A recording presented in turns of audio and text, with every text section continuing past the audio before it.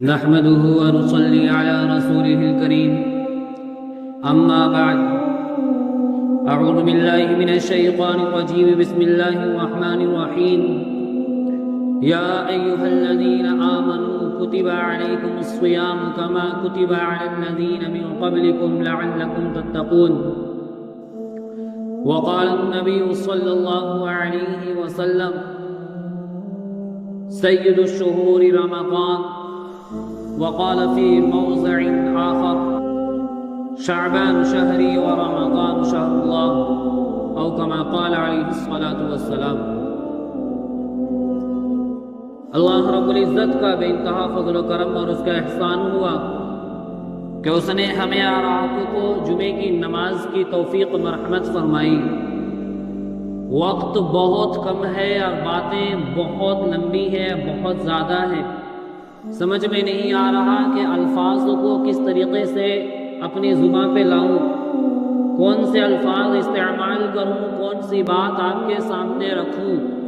دعا کرتا ہوں کہ اللہ تعالیٰ سے کہ اللہ تعالیٰ میری زبان سے صحیح بات کہلوائے اور ہم سب کو اس پر عمل کرنے کی توفیق مرحمت فرمائے۔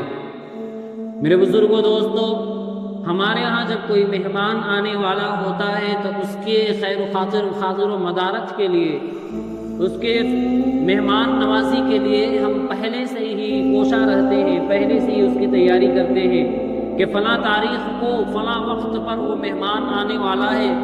اس مہمان کے اعزاز و اکرام کے لیے طرح طرح کی مٹھائیاں اور طرح طرح کے کھانا اور پکوان ہمارے یہاں بنایا جاتا ہے، اور جب وہ لمحہ آ جاتا ہے، جب وہ وقت آ جاتا ہے تو ہماری نگاہیں راستے پر ٹک جاتی ہے کہ کب وہ مہمان آوے اور اس کا دیدار ہو جاوے اور ہم اس کا اچھے سے استقبال کریں۔ نبی پاک صلی اللہ علیہ وسلم نے استقبال رمضان کے متعلق کیا بیان فرمایا؟ کیا ہم نے رمضان المبارک کے استقبال کے لیے کچھ بھی کوشش کی؟ میرے بزرگوں دوستوں، بڑے افسوس کے ساتھ کہنا پڑتا ہے کہ نہیں۔ قرآن میں اللہ رب العزت فرماتا ہے یا ایھا الذین آمنوا کتب علیکم الصیام کما کتب علی الذین من قبلکم لعلکم تتقون۔ انداز تو دیکھیے اللہ کا۔ آپ نے تو سنا ہوگا کہ اللہ کی رحمت تو اپنے بندوں کو معاف کرنے کا بہانہ تلاش کرتی ہے کہ کوئی ایک بہانہ مل جائے کہ اپنے بندوں کو اللہ معاف کر دے۔ اللہ کہتا ہے یا ایھا الذین آمنو، اے میرے وہ بندے جو مجھ پر ایمان لائے ہیں، کتب علیکم الصیام، تم پر روزہ فرض کیا گیا ہے، کما کتب علی الذین من قبلکم، جیسا کہ تم سے پہلی امتوں پر روزہ فرض کیا گیا تھا۔ کیوں؟ لعلکم تتقون، تاکہ تم پرہیزگار ہو جاؤ، تاکہ تمہارے اندر تقویٰ آ جاوے، تاکہ تم کو نبی پاک صلی اللہ علیہ وسلم کی تعلیمات سے محبت ہو جاوے۔ اس بنا پر رمضان المبارک کے روزے تم پر فرض کیے گئے۔ رمضان المبارک جب قریب آتا تو حضور کی کیا حالت ہوا کرتی تھی؟ حضور پاک صلی اللہ علیہ وسلم، انس رضی اللہ تعالیٰ عنہ فرماتے ہیں کہ حضور پاک صلی اللہ علیہ وسلم جب رمضان المبارک کا مہینہ قریب آتا تو فرمایا کرتے تھے، سوالیہ انداز میں فرمایا کرتے تھے کہ ماذا یستقبلکم وتستقبلون، او کما قال علیہ الصلوۃ والسلام، کہ صحابہ تم کس کا استقبال کرنے والے ہو، یا تمہارا استقبال کون سا مہینہ کرنے والا ہے؟ عمر بن خطاب رضی اللہ تعالیٰ عنہ نے کہا اللہ کے نبی صلی اللہ علیہ وسلم، کیا کوئی وحی آنے والی ہے؟ اب صلی اللہ علیہ وسلم نے فرمایا نہیں۔ عمر بن خطاب نے کہا اللہ کے نبی صلی اللہ علیہ وسلم، کیا کوئی جنگ ہونے والی ہے، کوئی عظیم جنگ ہونے والی ہے جس کے لیے آپ اتنا زیادہ صحابہ کو تیار کر رہے ہیں؟ آپ صلی اللہ علیہ وسلم نے کہا نہیں۔ عمر بن خطاب رضی اللہ تعالیٰ عنہ نے فرمایا کہ اللہ کے نبی صلی اللہ علیہ وسلم آپ ہی بتا دیجیے کیا معاملہ پیش آنے والا ہے۔ آپ صلی اللہ علیہ وسلم نے فرمایا عمر بات ایسی ہے کہ رمضان المبارک کا مہینہ آنے والا ہے جس کا تم استقبال کرنے والے ہو۔ اس مہینے کی خاصیت یہ ہے پہلی رات میں، یعنی رمضان المبارک کی پہلی رات میں اللہ رب العزت اہل قبلہ کی مغفرت فرما دیتا ہے، یعنی تمام لوگوں کو اللہ رب العزت معاف فرما دیتا ہے۔ یہ رمضان المبارک کے استقبال کے متعلق، اور آپ صلی اللہ علیہ وسلم کی حدیث آپ نے تو سنی ہوگی کہ آپ صلی اللہ علیہ وسلم جب رجب کا چاند دیکھتے تو اسی وقت اللہ رب العزت سے دعا کرنے لگتے تھے کہ اللہم بارک لنا فی رجب و شعبان وبلغنا رمضان، کہ اے اللہ ہمارے لیے رجب اور شعبان میں برکت عطا فرما، یعنی ہماری زندگی میں برکت عطا فرما، وبلغنا رمضان، اور ہم کو رمضان المبارک کے مہینے تک پہنچا دے۔ ہمارے اکابر اور اسلاف کی حالت یہ ہوا کرتی تھی کہ جب عید الفطر کی نماز ادا کرتے تو اس کے بعد سے یہ دعا کرنا شروع کر دیتے تھے کہ اللہ ہماری زندگی میں ایک مرتبہ تو نے رمضان المبارک کا مہینہ عطا کیا ہے، اے اللہ ہماری آنے والی زندگی کو، ہماری زندگی کو اتنا مؤخر کر دے کہ ہم رمضان المبارک کا دوبارہ استقبال کریں۔ میرے بزرگوں دوستو، یہ تو ہمارے اکابرین اور نبی پاک صلی اللہ علیہ وسلم کا معمول تھا کہ نبی پاک صلی اللہ علیہ وسلم اس طریقے سے اعمال کیا کرتے تھے۔ عبادہ بن صامت رضی اللہ تعالیٰ عنہ کا بیان ہے، عبادہ بن صامت رضی اللہ تعالیٰ عنہ کہتے ہیں کہ ہماری محفل جمی ہوئی تھی، ہم صحابہ کے ساتھ بیٹھے ہوئے تھے، نبی پاک صلی اللہ علیہ وسلم تشریف لائے اور کہنے لگا صحابہ تمہیں معلوم بھی ہے کہ کون سا مہینہ آنے والا ہے؟ تمہیں اس بات کی خبر بھی ہے کہ تم کس چیز کا استقبال کرنے والے ہو؟ صحابہ نے کہا ہے اللہ کے نبی صلی اللہ علیہ وسلم نہیں معلوم، آپ ہی بتا دیجئے۔ آپ صلی اللہ علیہ وسلم نے فرمایا صحابہ رمضان المبارک کا مہینہ قریب آ رہا ہے، اس مہینے کی خاصیت یہ ہے کہ اللہ رب العزت تمہاری عبادتوں میں اتنا اضافہ کر دیتا ہے ثواب کا کہ اگر تم نفلی عبادت کرو گے تو اللہ رب العزت سے فرض کا برابر ثواب عطا کرے گا، اگر تم ایک فرض ادا کرو گے تو اللہ رب العزت تمہیں 70 فرض ادا کرنے کے برابر ثواب عطا کرے گا۔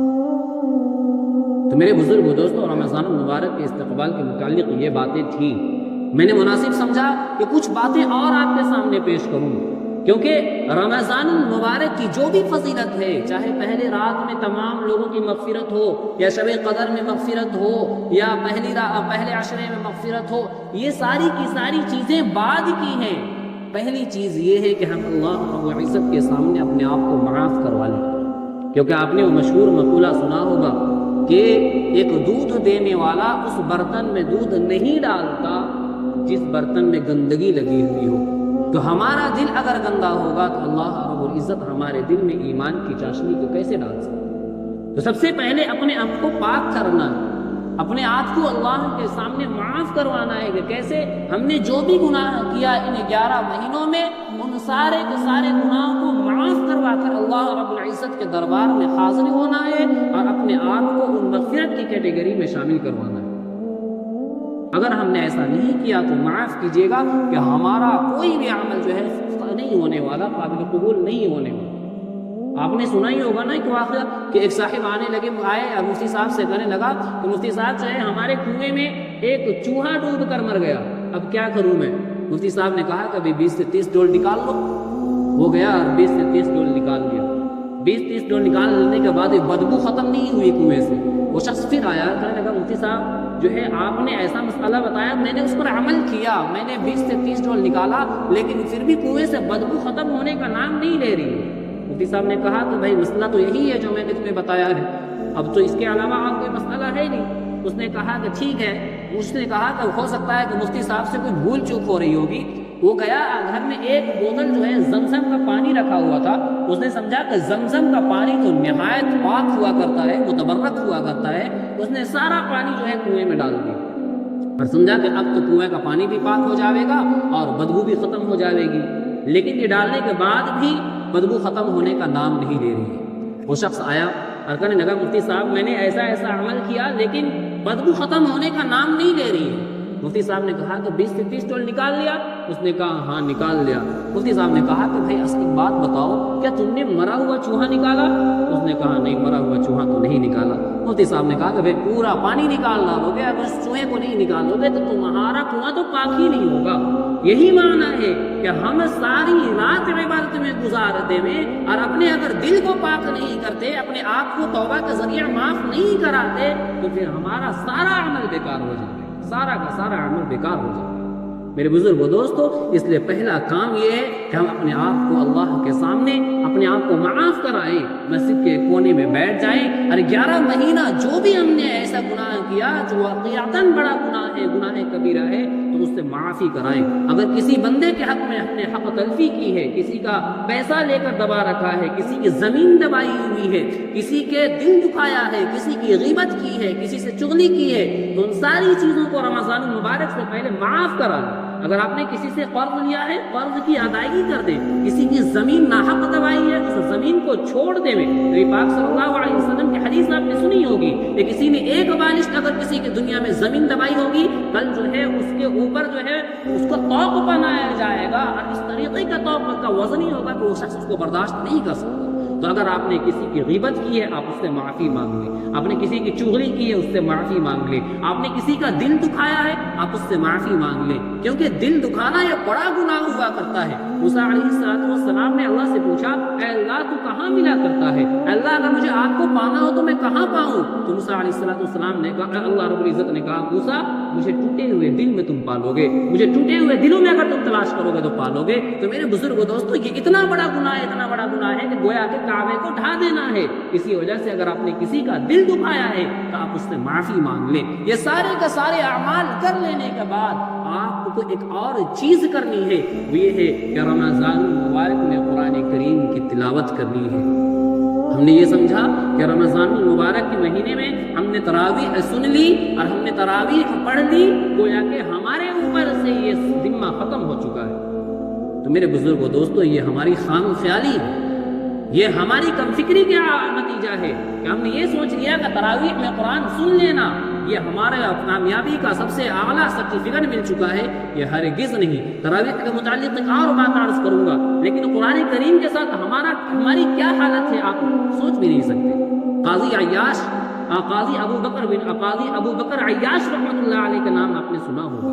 جب ان کے موت کا وقت قریب آیا تو وہ رونے لگے، ان کی بہن بھی بیٹھی ہوئی تھی سامنے، وہ بھی رونے لگی۔ انہوں نے اپنی بہن سے کہا کہ بہن رویا مت کرو، مجھے اللہ کی ذات سے امید ہے کہ اللہ مجھے عذاب قبر اور دوزخ میں نہیں ڈالے گا۔ اب پھر اپنے بیٹے کو بلایا اور بیٹے کو کہا کہ میرے بیٹے یہ کمرہ ہے جہاں میں رہا کرتا تھا، یہ میرا حجرہ ہے، اس حجرے میں تم کوئی گناہ صغیرہ اور گناہ کبیرہ والا عمل ہرگز مت کرنا، کیونکہ میں نے اس کمرے میں 24,000 قرآن مکمل کیا۔ سبحان اللہ، 24,000 قرآن مکمل ایک کمرے میں۔ میرے بزرگوں دوستوں کل محشر کے میدان میں جب قاضی ابو بکر بن عیاش آئیں گے اور ان کا اعمال کا خزینہ آئے گا اور ہمارے اعمال کا خزینہ آئے گا تو ہمارے 50 سال 60 سال 70 سال کی زندگی میں ایک قرآن مکمل نہیں ملے گا، اور اس نے اپنی مختصر سے زندگی میں 24,000 قرآن مکمل کیا۔ میرے بزرگوں دوستو یہ حالت ہے ہماری۔ آپ نے وہ مشہور واقعہ تو سنا ہی ہوگا کہ ایک امام صاحب کو کسی صاحب نے، جن کا تعلق ہوتا ہے امام صاحب کو، دعوت دی۔ امام صاحب دعوت کے لیے گئے تو دیکھا کہ المیرہ میں جہاں پہ میز رکھا ہوا ہوتا ہے وہاں پہ نوٹوں کی گڈی پڑی ہوئی ہے۔ امام صاحب کھانا کھانے کے بعد چلے آئے۔ بیوی نے جب دیکھا کہ امام صاحب کے آنے سے پہلے تو نوٹوں کی گڈی تھی، لیکن امام صاحب کے جانے کے بعد فوری طور پر میں جب میز چیک کرتی ہوں تو کیا دیکھتی ہوں کہ نوٹوں کی گڈی ہے نہیں۔ اس نے اپنے شوہر کو کہا کہ امام صاحب کے آنے سے پہلے تو پیسہ تھا، لیکن امام صاحب کے جانے کے بعد پیسہ نظر نہیں آ رہا ہے۔ گویا کہ امام صاحب نے ہاتھ صاف کر لیا۔ وہ بیچارہ امام سے بڑی محبت کرتا تھا، بڑا تعلق تھا۔ جب بیوی کی بات سنا تو امام سے بدگمانی کر بیٹھا اور امام سے بول چال، تعلق، میل جول سب کچھ ختم کر دیا۔ گویا کہ اس امام کے پیچھے نماز پڑھنا ہی بند کر دیا اور محلے میں بات پھیلا دی کہ فلاں امام جو ہے چوری کرتا ہے، نعوذ باللہ من ذالک۔ 1 سال کا وقت گزر گیا، تقریباً 1.5 سال کا وقت گزر گیا، پھر دل میں خیال آیا نہیں یار امام ہے، قرآن کے سینے میں لیے ہوئے ہیں، ہمیں نماز پڑھاتا ہے، کیوں اس طریقے سے بیر اور کیوں اس طریقے سے دشمنی پالے رکھنا۔ پھر ایک مرتبہ امام صاحب کو دعوت دیا اور دعوت دینے کے بعد بات آئی تو بیوی نے کہا کہ اچھی ایک مرتبہ پوچھ تو لیجئے امام صاحب سے، پوچھ تو لیجئے، ہو سکتا ہے کوئی حاجت ہو، گھر میں کوئی پریشانی ہو، گھر میں کوئی تنگی ہو، بیچاری ایسے بھی تنخواہ کم ہوتی ہے، ایک مرتبہ معلوم تو کر لیجئے، ہو سکتا ہے کسی مجبوری کے بنا پر انہوں نے لیا ہو، اب ایک مرتبہ معلوم کر لیجئے۔ شوہر نے کھانا کھانے کے وقت امام صاحب سے پوچھا امام صاحب آپ برا مت مانیے گا، ایک بات مجھے یہ کہنی تھی، آپ برا مت مانیے گا، اگر آپ کو ضرورت تھی ٹھیک ہے آپ نے لے لیا، کوئی مسئلہ نہیں ہے، آپ کو 1 سال پہلے میں نے دعوت دی تھی، اسی تاریخ اور اسی مہینے کو میں نے ایک نوٹ کی گڈی رکھی تھی میز پر، امام صاحب اگر آپ نے وہ لیا ہے ٹھیک ہے کوئی مسئلہ نہیں، آپ نے لے لیا، بس مجھے جاننا تھا کہ آپ نے کیوں لیا تھا۔ امام صاحب نے یہ سنا، رونے لگے، زور زور سے رونے لگے۔ وہ کہنے لگا امام صاحب رونے کی کیا بات ہے، میں مانتا ہوں کہ آپ نے کسی مجبوری کے بنا پر لیا ہوگا، آپ کو کوئی پریشانی ہوئی ہوگی تبھی لیا ہوگا، اس میں رونے کی کیا بات ہے، میں آپ کو برا بھلا نہیں کہہ رہا۔ امام صاحب کہنے لگے خدا را میں اس وجہ سے نہیں رو رہا ہوں کہ میں نے تمہارے رقم لیے، خدا را میں اس وجہ سے رو رہا ہوں کہ جب میں اس رات کو جب میں تمہارے یہاں دعوت کے لیے آیا تھا، نوٹوں کی گڈی پڑ رہی تھی، تیز ہوائیں چل رہی تھی، میں نے اس پر پیسے کو اٹھایا اور سامنے قرآن مجید رکھا ہوا تھا، اس قرآن مجید پہ رکھ دیا۔ میں اس بات پر مجھے رونا آ رہا ہے کہ 1 سال کا وقت عرصہ گزر گیا، تم نے 1 سال میں اس قرآن کریم کو اٹھا کر نہیں دیکھا۔ اللہ اکبر کبیرہ، مسلمانوں کی حالت یہ ہو چکی ہے میرے مسلمان۔ کہ پوری زندگی ختم ہو جاتی ہے اور قرآن کریم ایک مرتبہ مکمل کرنے کا ہمیں توفیق نہیں ملتی۔ سب سے آسان طریقہ کیا ہے قرآن کریم کو مکمل کرنے کا؟ میرے بزرگ دوستوں، بڑے بڑے ہمارے استاد محترم نے بھی بڑا پیارا طریقہ بتایا تھا کہ حافظ ہو، جاہل ہو، کوئی بھی ہو، اللہ کے بندو، ایسے بھی رمضان المبارک کے مہینے میں تو ہر انسان نمازی ہو ہی جاتا ہے الحمدللہ، اللہ ماشاء اللہ۔ اگر کوئی بد نصیب ہو، بدترین انسان ہو، ذلیل انسان ہو، تو پھر اس کی بات الگ ہے۔ اور ہر انسان ماشاءاللہ اپنے وقت کو فارغ کر لیتا ہے اور نماز سے 15 منٹ پہلے، 20 منٹ پہلے مسجد کو آ جایا کرتا ہے۔ میرے اللہ کے پیارے پیارے بندو، اس رمضان المبارک کے مہینے میں اگر ہم 15 منٹ پہلے مسجد آ کر اگر ہم روزانہ 2 پیج پڑھ لیں، صرف 2 پیج پڑھ لیں، تو پھر میرے بزرگوں دوستوں ایک دن کا ایک پارہ ہو جائے گا 5 وقت کی نمازی میں۔ ٹوٹل صفحات اگر قرآن میں ایک پارے میں اگر حفظ والا قرآن اٹھایا جاوے، اس میں 20 صفحے کا ایک پارہ ہوا کرتا ہے۔ اگر ہم ایک نماز میں 2 پیج پڑھتے ہیں، 2 صفحہ پڑھتے ہیں، تو پھر کیا ہوگا؟ 2 پیج پڑھتے ہیں یعنی 4 صفحہ اگر پڑھتے ہیں، جو کہ معمولی سے مجھے لگتا ہے کہ 5 منٹ یا 10 منٹ کا وقت لگتا ہوگا، ہم لوگوں کو 5 منٹ کا ٹائم لگتا ہے، تو ان 10 منٹ میں اگر ہم پڑھ لیتے ہیں تو 5 نمازوں کے وقت میں ایک پارہ ہو جائے گا اور 30 دن میں ہمارا ایک قرآن الحمدللہ مکمل ہو جائے گا۔ کریں گے انشاءاللہ سارے سب کیسے؟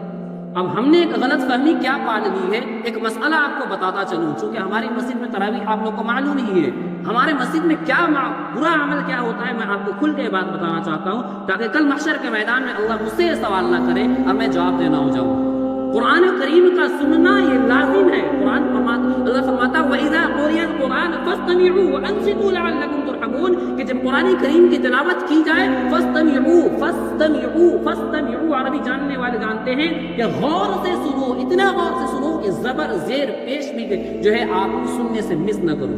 اب ہمارے مسجد میں ماشاءاللہ کیا حالت ہوتی ہے کہ پیچھے کے اگلے کے 3 صف والے تو ماشاءاللہ اللہ ان کو جزائے خیر دے، ان کے عمل کو قبول کرے، اللہ ان کے درجات کو بلند کرے، لیکن اس کے پیچھے کا اللہ ماشاءاللہ ہمارے ساتھی کھڑے ہوتے ہیں ورنہ سارے کے سارے ساتھی بیٹھے رہتے ہیں۔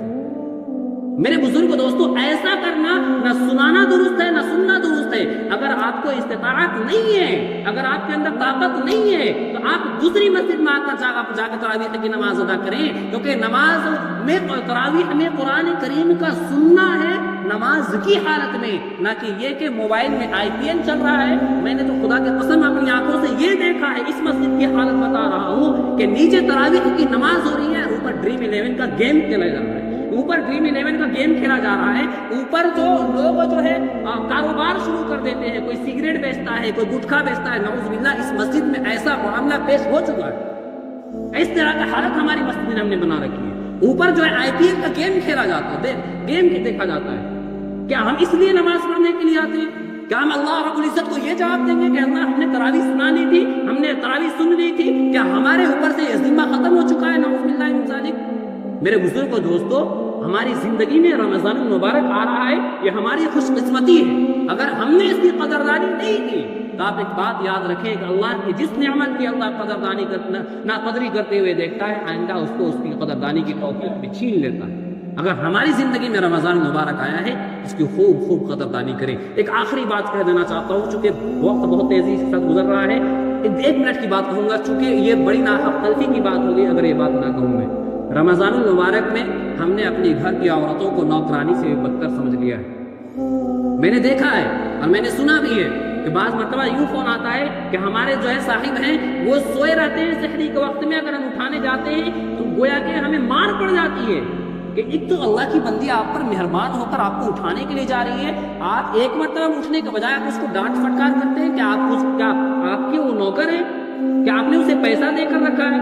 دوسری بات یہ ہم کرتے ہیں کہ افطار کے وقت میں ہماری فرمائش جاری ہو جاتی ہے کہ آج یہ بننا چاہیے، آج وہ بننا چاہیے، آج وہ بننا چاہیے، اور ہم عیش اور مستی میں بستر میں پڑھ کر موبائل چلاتے ہیں اور وہ بیچاری کام کرتی ہے، اگر اس میں کچھ نمک میں کچھ کمی بیشی ہو جاتی ہے تو اس کی جو ہے ٹانگ کھینچائی کرتے ہیں۔ میرے بزرگ دوستوں، یہ ظلم ہے، ظلم ہے، ظلم ہے۔ آپ رات بھر تہجد پڑھیں، روزہ رکھ لیں، اگر آپ اللہ کی بندیوں کو اس طریقے سے ستائیں گے تو اللہ رب العزت معاف نہیں کرنے والا۔ تو سب سے بہتر طریقہ یہ ہے کہ افطار میں آپ اپنی بیویوں کے ہاتھ بٹائیں، یہ نبی پاک صلی اللہ علیہ وسلم کی سنتوں میں سے ہے۔